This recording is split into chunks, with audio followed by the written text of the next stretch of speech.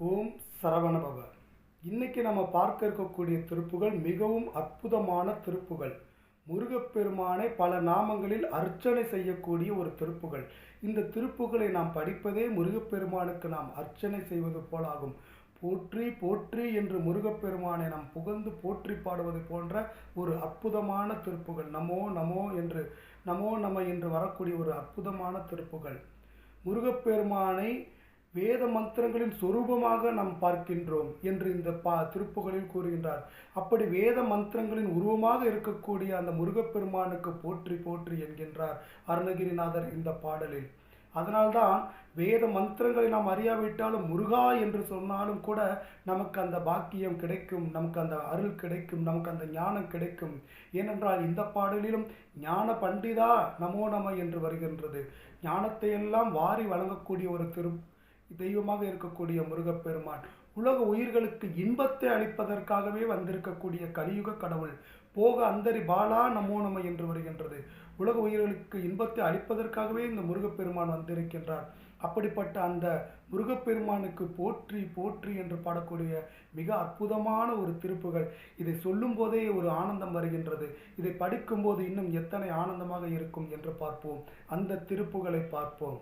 நாதவிந்து கலாதி நமோ நம, வேத மந்திர சொரூபா நமோ நம, ஞான பண்டித சாமி நமோ நம, வெகு கோடி நாம சம்பு குமரா நமோ நம, போக அந்தரி பாலா நமோ நம, நாகபந்த மயூரா நமோ நம, பரசூரர் சேத தண்ட வினோதா நமோ நம, கீத கிண்கிணி பாதா நமோ நம, தீர சம்பிரம வீரா நமோ நம, கிரிராஜ தீபமங்கல ஜோதி நமோ நம, தூய அம்பல லீலா நமோ நம, தேவ குஞ்சரி பாகா நமோ நம, அருள் தாராய்.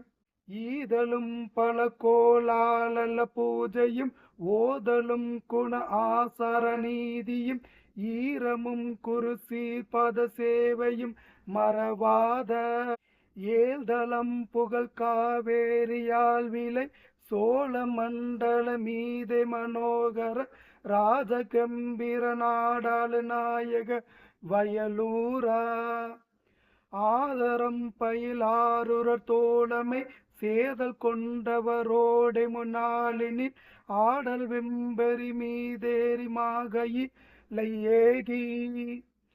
ஆதி அந்த உலாவாசு பாடிய சேர குங்குவை காவூர் நாடதில் ஆவினன் குடி வாழ்வான தேவர்கள் பெருமாளே.